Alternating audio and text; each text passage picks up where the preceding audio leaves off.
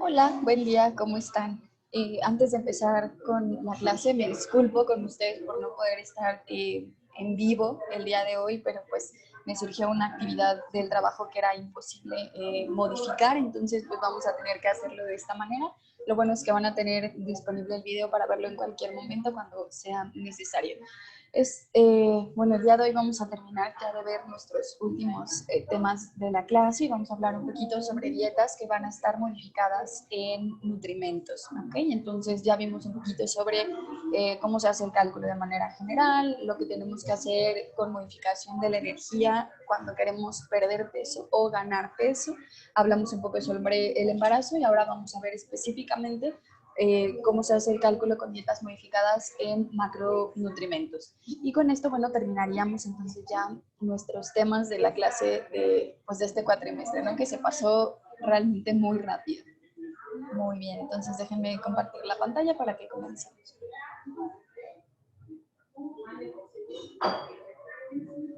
Como les decía, vamos a estar viendo, vamos a hablar un poco sobre dietas modificadas en nutrimentos. Y vamos a iniciar con las dietas modificadas en hidratos de carbono. Y en este sentido nos va a interesar, vamos a hablar específicamente sobre la cuestión de la fibra. La fibra se ha relacionado con muchísimas enfermedades y con muchos procesos que pueden llegar a afectar la salud de nuestro tubo digestivo. Entonces, la fibra no se relaciona únicamente con estos mecanismos que mejoran el tránsito intestinal de los alimentos, sino que también forma parte de una serie de procesos fisiológicos, ¿no? Puede interferir, por ejemplo, en la absorción de ciertos nutrimentos, como la glucosa o el colesterol. Por eso es que se recomienda tener un consumo adecuado de este nutrimento, por llamarlo de alguna manera, aunque no se considera como tal un nutrimento, pero bueno, de esta sustancia, para tener justamente niveles controlados tanto de colesterol como de glucosa en sangre, ¿no? Por eso las personas que padecen diabetes mellitus se recomienda que tengan un consumo adecuado de fibra. ¿Qué es la fibra, no? ¿Cómo podemos definir entonces de qué se trata? En un principio se hablaba de la fibra como residuos vegetales que no eran digeribles, ¿no? Y esta definición, este concepto ha ido evolucionando en los últimos años. Actualmente tenemos dos clasificaciones de la fibra soluble y la fibra insoluble. Y ambas van a tener una relación directa o una importancia en la fermentación colónica de la fibra. ¿Okay? Vamos a ir viendo ahorita, más adelante, de qué trata cada una de estas. Y bueno, la inclusión de la fibra en la dieta de los seres humanos tiene una función muy importante en la prevención y en el tratamiento de algunas enfermedades crónicas. Me voy a poner por acá. Entre los beneficios que podemos encontrar de tener una adecuada ingesta de fibra dietética, podemos encontrar que nos ayuda a que disminuyan los niveles de presión arterial, hay una reducción del riesgo de padecer cáncer colorectal, tiene un efecto hipocolesterolémico, que es lo que les decía, se recomienda en casos en los que queremos controlar o disminuir el nivel de colesterol en sangre. También tenemos un menor riesgo de desarrollo de enfermedad cardiovascular y un mejor control de la diabetes mellitus. Todo esto únicamente con tener un consumo adecuado de fibra dietética. Esto por el lado de la fibra. En cuanto a otro hidrato de carbono importante y que también va a estar presente en la mayoría de las, más bien en casi todas las dietas de los pacientes con los que nos encontremos, es la intolerancia a la lactosa, ¿no?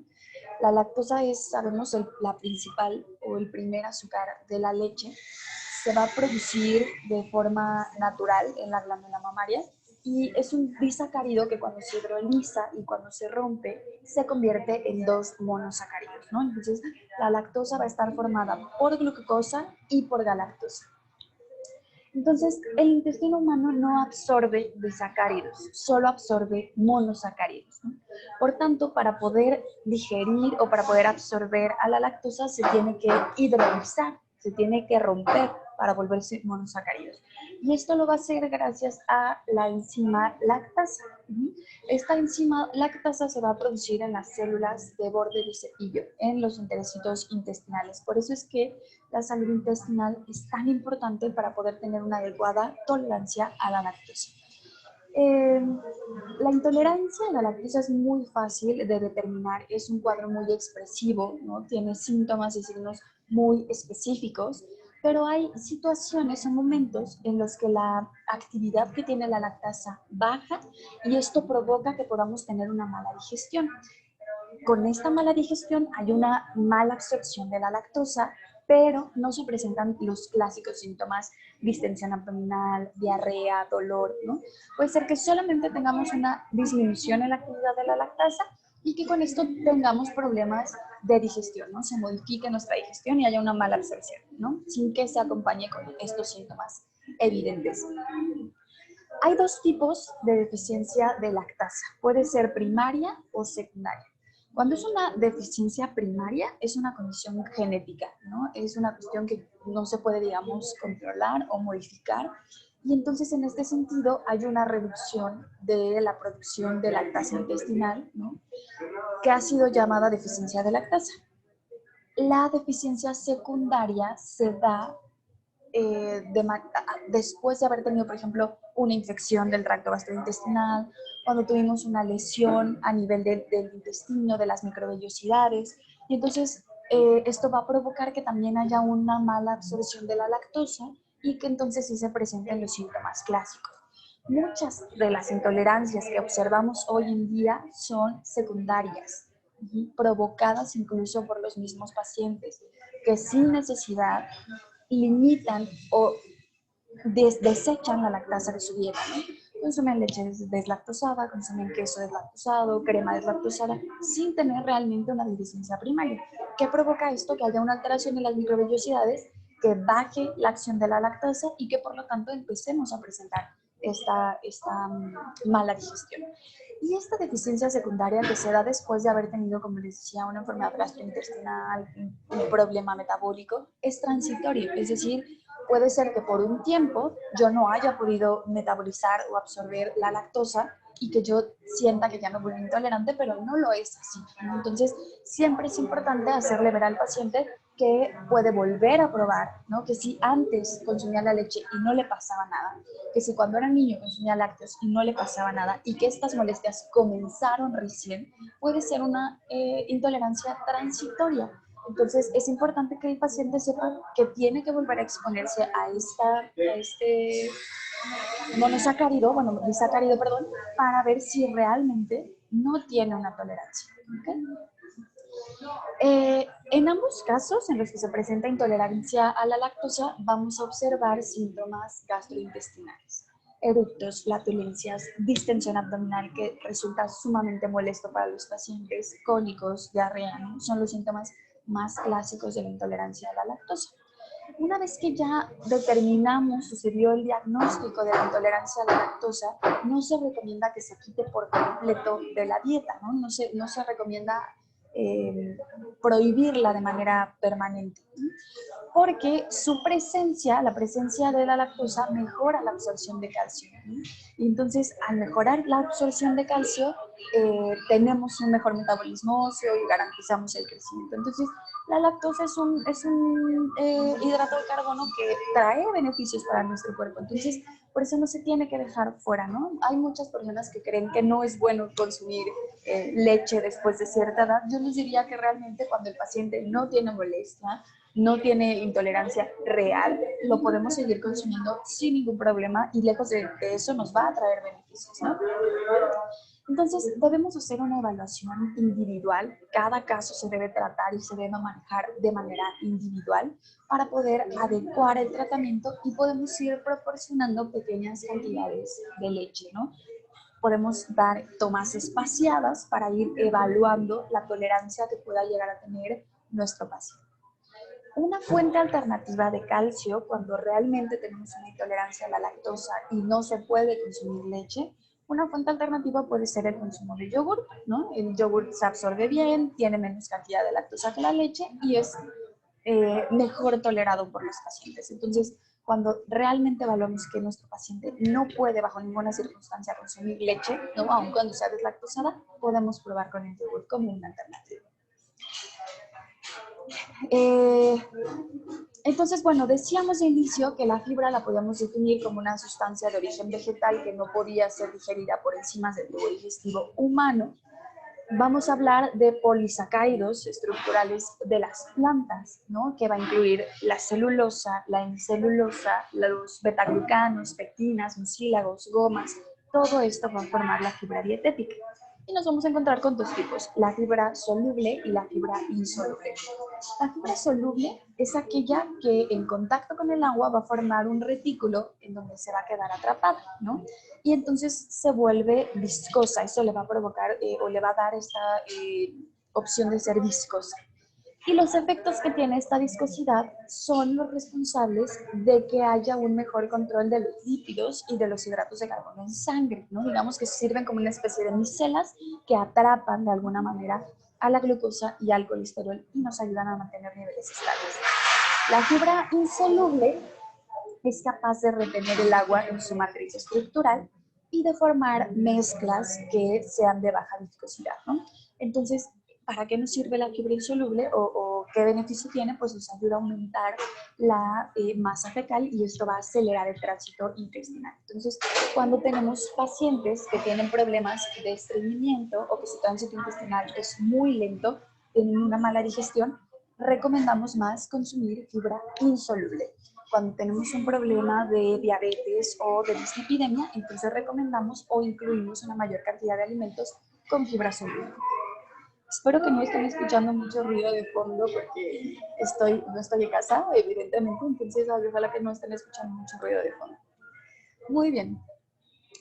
La mayoría de las fuentes alimentarias naturales ricas en fibra van a tener una mezcla tanto de fibra soluble como de fibra insoluble, pero siempre hay un predominio de la fibra insoluble, ¿no?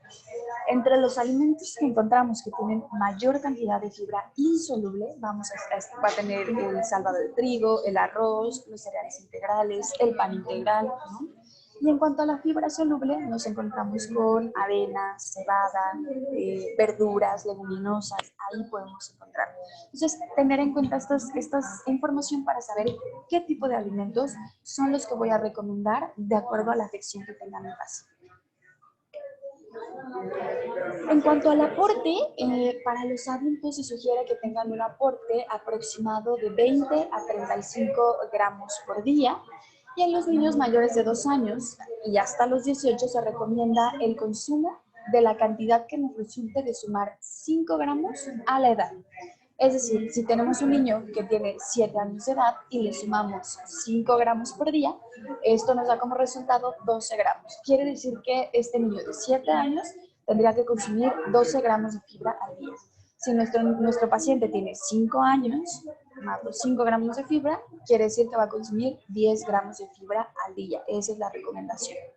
Entonces, la ingestión que vamos a obtener de esta fórmula de edad más 5 va a representar el consumo más bajo que puede proporcionar beneficios en cuanto a la eliminación regular de las heces sin que esto pueda comprometer el balance de los nutrimentos inorgánicos o nuestro aporte de energía.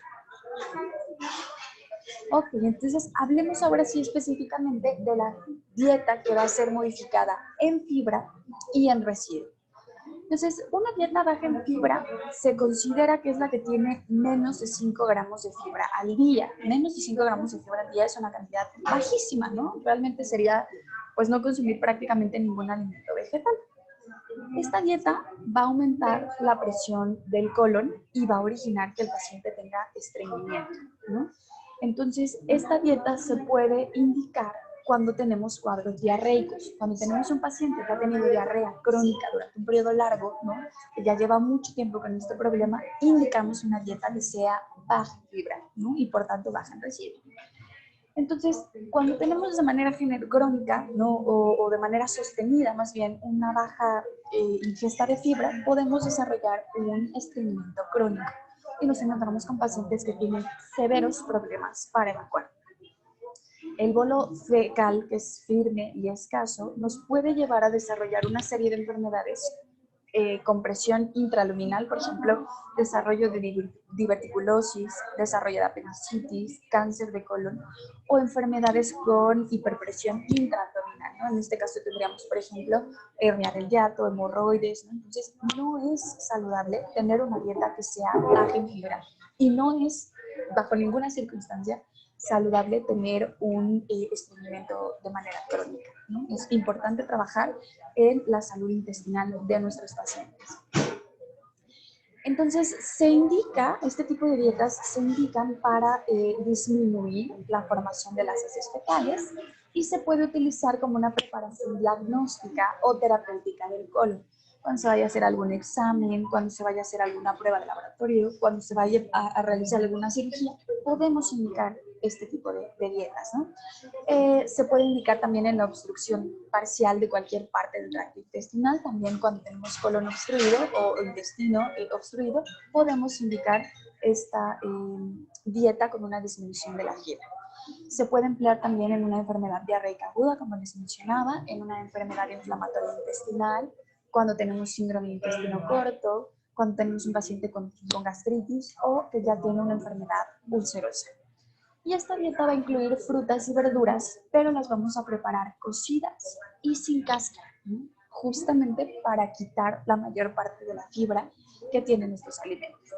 No se incluyen cereales integrales, evidentemente, ni leguminosas. Vamos a dejar completamente fuera este tipo de alimentos. Por otro lado, nos encontramos con la dieta con un alto contenido en fibra. Este tipo de dietas nos van a aportar más o menos entre 25 y 30 gramos de fibra por día. Y estas las vamos a utilizar como una medida preventiva cuando tenemos padecimientos del colon, como la diabetes mellitus tipo 2, enfermedades cardiovasculares, cuando tenemos obesidad, dislipidemias. En este caso, podemos recurrir a una dieta con un alto contenido en fibra. ¿Okay? Y también se puede usar cuando tenemos un problema de estreñimiento crónico o cuando hay diverticulitis o hemorroides. Y en este caso vamos a incluir alimentos que sean ricos en fibra soluble e insoluble y se debe acompañar de una suficiente cantidad de agua para que tengamos un efecto positivo. Esto es sumamente importante porque me ha pasado mucho y les va a pasar a ustedes también cuando inicien ya la consulta, que la gente aumenta su consumo de fibra, por ejemplo, cuando tiene un problema de estreñimiento, cuando tiene un problema para evacuar, aumenta el consumo de fibra, empiezan a incluir cereales integrales, comen linaza, comen incluso la fibra en polvo, pero no toman agua, ¿no? Siguen con el mismo consumo. Hay gente que se toma menos de 1 litro de agua al día y aumenta la cantidad de fibra. ¿Qué vamos a provocar con esto? Un efecto contrario, inverso, ¿no? Lo que queremos es que se termine el estreñimiento y si aumentamos la fibra y no aumentamos el agua, lo vamos a agravar, ¿no? Entonces es importante recalcar la importancia de aumentar el consumo de agua. En cuanto a la dieta modificada en residuos, una dieta que es baja en residuos va a limitar la cantidad de fibra dietética y de los alimentos que justamente proporcionan residuos en la dieta, ¿no? El término residuos se va a referir a los constituyentes, a las partes que no son absorbidas de la dieta, ¿no? Lo que no podemos absorber de los alimentos que consumimos, ese es el residuo, ¿no? A las células desprendidas del tubo digestivo, a las bacterias gastrointestinales, ¿no? Todo eso es el residuo intestinal. Entonces, cuando limitamos la fibra dietética y el residuo, vamos a reducir la cantidad de alimento que pasa a través del intestino grueso, ¿no? Por ejemplo, alimentos como la leche, derivados del tejido conectivo de la carne, estos alimentos no tienen fibra, pero sí pueden contribuir a que haya un aumento en el volumen de las heces y por tanto se tiene que controlar, ¿no? Se tiene que controlar su consumo y en algunos casos limitar casi por completo. Entonces, el objetivo de esta dieta, que es baja en residuos, pues es justamente llevar a lo mínimo el volumen fecal, ¿no? Tratar de producir la menor cantidad posible de heces fecales. Y el tratamiento nutricional pretende que se empiece a generar o a crear una tolerancia a los alimentos, ¿okay? Entonces, esta dieta realmente restringe muchos alimentos, ¿no? La mayoría de los alimentos, como les decía, que tienen fibra, verduras, frutas, cereales integrales, leguminosas. Y esta restricción nos puede llevar a una deficiencia de vitaminas y de nutrimentos inorgánicos. Entonces se recomienda que no sea una dieta que se lleve durante un periodo largo de tiempo, ¿no? Solamente la podemos llevar por periodos cortos de tiempo para evitar justamente que nuestro paciente pueda caer en algún tipo de deficiencia. La podemos utilizar como dieta o como tratamiento antes y después de algunas cirugías a nivel intestinal, ¿no? Por ejemplo, cuando tenemos obstrucción intestinal, trastornos graves de la motilidad intestinal, también requerimos una dieta baja en residuos, ¿no?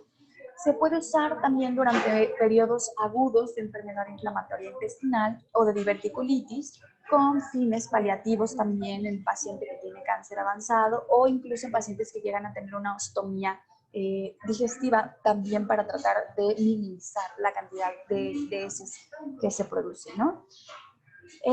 Las características de las heces tienen mucha importancia en los pacientes que tienen la ostomía, ¿no? Resulta muy incómodo, muy complicado para este tipo de pacientes. Entonces, lo que estamos buscando o lo que pretendemos con este volumen reducido es, pues, justamente que sea más práctico, más sencillo para el paciente, que tenga una consistencia más sólida, que no produzca mal olor, ¿no? O que no libere una cantidad excesiva de gas, ¿no? Porque esto puede resultar, les digo, muy incómodo, muy comprometedor para el paciente, ¿no? Y un paciente que tiene alguna ostomía puede incluso tener un problema emocional, puede derivar en una depresión por lo complicado que resulta vivir con este tipo de alimentación, ¿no? Entonces aquí les presento una lista del contenido de FODMAPs en los alimentos. Entonces, cuando queremos tener una dieta baja en residuos, vamos a poder consumir los alimentos que se encuentran dentro de la columna de color verde, ¿no? Estos alimentos son seguros para su consumo. Tenemos zanahoria, tomate, pepino, berenjena, alubia, jengibre, ejotes, ¿no? Vamos a tener mayor cuidado con el consumo de lechuga, betabel, brócoli, ¿no? Y vamos a evitar por completo el consumo de alcachofa, espárrago, ajo, puerro, cebolla, ¿no? Entonces, les dejo aquí esta tablita para que tengan ustedes idea de qué alimentos se pueden incluir en una dieta que está baja en residuos y qué alimentos tendríamos que evitar por completo, ¿no? Dejar completamente de lado, ¿okay? Entonces, para que tengan oportunidad de verla, de revisarla con calma. Hablemos entonces, ya que vimos un poquito sobre las dietas con reducción de fibra y de residuo, veamos ahora las dietas que van a ser modificadas en proteína, ¿no? Las proteínas, sabemos, son compuestos esenciales que van a tener un papel fundamental en la nutrición y en el crecimiento, y también son necesarios para la reparación de los tejidos. Un adulto tiene en promedio entre 10 y 13 kilogramos de proteína que van a estar distribuidos en diferentes tejidos a lo largo de toda la composición corporal. Las necesidades de proteína van a tener variaciones dependiendo de nuestra edad, de nuestro peso, de nuestro estado nutricio, incluso de la presencia de algunas enfermedades, ¿no? Puede ser. Denme un momento, un segundo, por favor.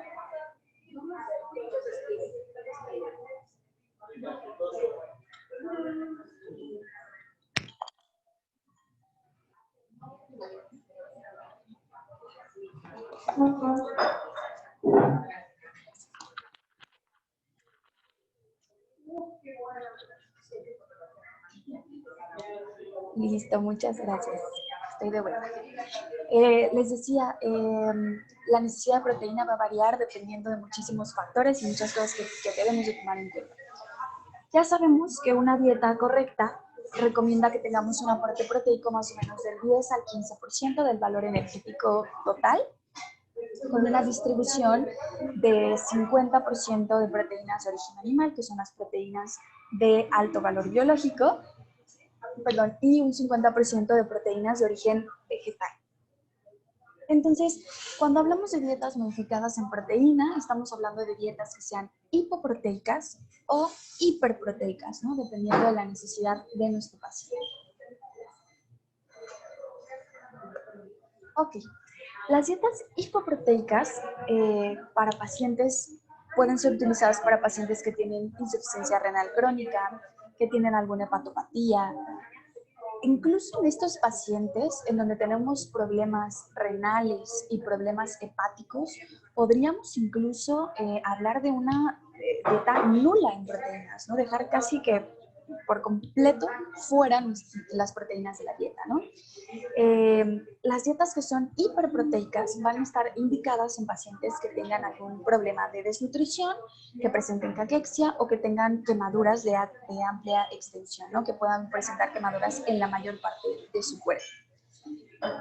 También podemos encontrarnos dietas que sean normoproteicas, pero que estén modificadas en el tipo de aminoácidos, ¿no? O la proporción de la fuente dietética. Por ejemplo, podemos encontrar dietas que sean 70% proteína vegetal y 30% proteína animal, por ejemplo, en pacientes que tienen encefalopatía.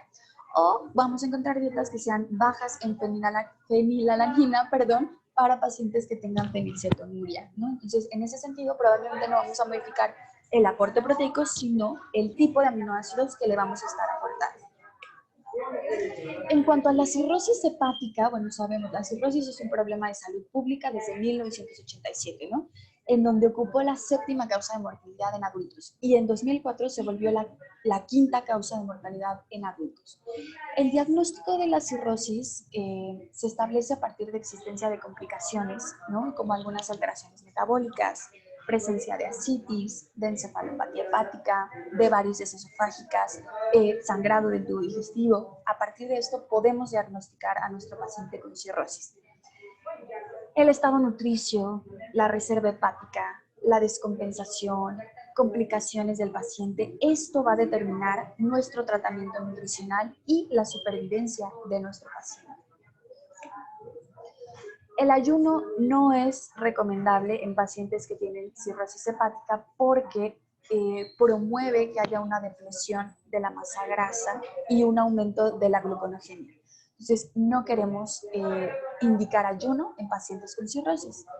Pacientes que tienen distensión, náusea, anorexia, hiporexia, se va a recomendar que realicen más o menos de 5 a 6 tiempos de comida con un volumen pequeñito, o sea, hacer una dieta fraccionada para favorecer que tengan un consumo adecuado de energía, que tengan una ingesta adecuada de nutrimentos y que estemos teniendo un balance nitrogenado positivo, ¿no? Eso es lo que estamos buscando, un balance nitrogenado positivo sin comprometer el consumo de energía y la ingesta de nutrimentos. Todas las comidas deben proveer una adecuada cantidad de fibra que nos ayude a tener un control metabólico y obviamente que también promueva la eliminación de toxinas. Aquí tenemos una tablita o un cuadro con algunas recomendaciones nutricionales para paciente que tiene enfermedad o encefalopatía hepática. En cuanto a la energía, cuando tenemos un paciente que está compensado, vamos a aportar de 25 a 35 kilocalorías. Con estrés metabólico nos podemos ir de 35 incluso hasta 45 kilocalorías. Esto para hacerlo con un cálculo rápido. En cuanto a los hidratos de carbono, podemos ir del 50 al 60% y cuando tenemos intolerancia a la glucosa nos podemos ir de un 40 a un 50%. A los lípidos, 25 a 30 cuando tenemos nuestro paciente compensado y cuando está descompensado nos vamos de 20 a 40%. En cuanto a las proteínas, que es lo que nos atañe en este momento, un paciente compensado puede consumir de 0.8 a 1.2 gramos por kilogramo de peso. Y cuando tenemos un paciente descompensado, podemos ir incluso hasta el 0.4 gramos por kilogramo de peso, dependiendo del estado de nuestro paciente. En cuanto al consumo de fibra, nos quedamos con la recomendación normal, que es de 25 a 30 gramos. Entonces, aquí les presento el primer caso clínico que van a tener que resolver para el día de hoy, subirlo a la plataforma. Nos encontramos con un paciente de 50 años de edad, con antecedentes personales patológicos de transfusión por anemia a los 7 años, obesidad desde los 18 años, cursa con diagnóstico de cirrosis no alcohólica, negativo a hepatitis, presenta varices esofágicas grado 3, un edema leve, ascitis moderada y encefalopatía hepática leve. Sus antropométricos, pesa 92 kilogramos, mide 1,82, tiene una cintura de 100 centímetros y una cadera de 98 centímetros.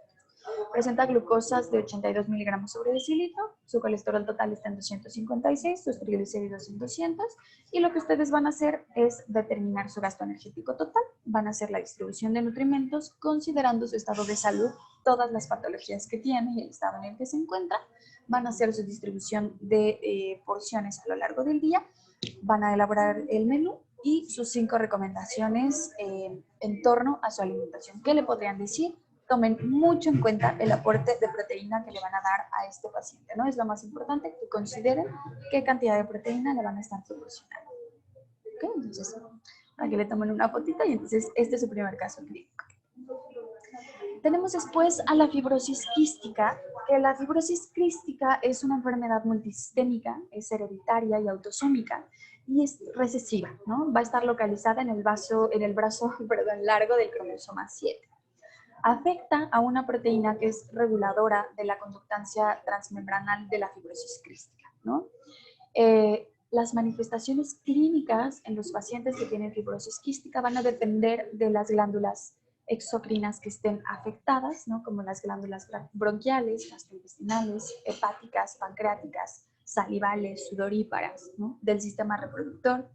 La más frecuente afectación se da a nivel pulmonar y a través de la insuficiencia pancreática, ¿no? Entonces se afectan pulmones y se afecta páncreas. Algunos síntomas frecuentes que se tienen en la fibrosis quística pues van a ser las enfermedades pulmonares persistentes, se puede dar una obstrucción de vías respiratorias, una insuficiencia pancreática, una malabsorción, desnutrición. Podemos encontrarnos también con una hiponatremia y una alcalosis metabólica, ¿no? Entonces, esas son las principales manifestaciones que vamos a encontrar en este tipo de pacientes. La desnutrición en estos pacientes se va a deber principalmente a la recurrencia de las infecciones, a la malabsorción y la anorexia que pueden incluso también llegar a presentar, ¿no? Tiene efectos adversos en los músculos respiratorios, en la capacidad ventilatoria y respuesta inmune del organismo. Y esto va a causar un círculo vicioso entre estos procesos de infección y un deterioro del estado nutricional. El gasto energético se va a ver incrementado y también vamos a encontrar un incremento en el aporte de proteína, ¿no? Que va a ir de 15 a 20%, los lípidos de 35 a 40%, hay un aumento también en la necesidad de cloro y sodio y una disminución de los hidratos de carbono de un 40 a un 50% del aporte energético total. El aporte de las proteínas debe ser de alto valor biológico y en caso necesario podemos dar caseína en forma de suplementos o podemos ayudarnos también con dietas poliméricas, ¿no? Dependiendo de cómo esté el estado nutricional de nuestro paciente.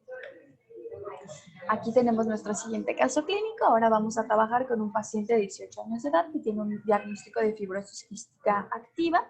Tiene síndrome gripal con tos frecuente, dolor abdominal ocasional, heces flojas 2 veces por semana, cansancio excesivo.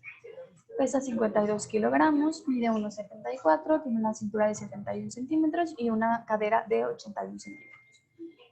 Presenta hemoglobina de 14.4 gramos sobre decilitro, glucosa de 99 miligramos, albúmina, punto importante, hay que checar cómo tiene sus niveles de albúmina, colesterol total de 95 y triglicéridos de 62 miligramos sobre decilitro. Entonces lo que van a hacer es determinar también su gasto energético total, van a realizar la distribución de nutrimentos, considerando el estado de salud del paciente, distribución de los alimentos a lo largo del día, el menú y las 5 recomendaciones generales. ¿Okay? Y bueno, a manera de conclusión, ¿no? Cuando el metabolismo de las proteínas o el manejo de los productos de desecho que están derivados, ¿no? De dicho metabolismo es inadecuado, va a resultar indispensable que podamos modificar la cantidad y el tipo de proteínas que estemos aportando a la dieta para que esto sea inocuo para nuestro paciente, ¿no?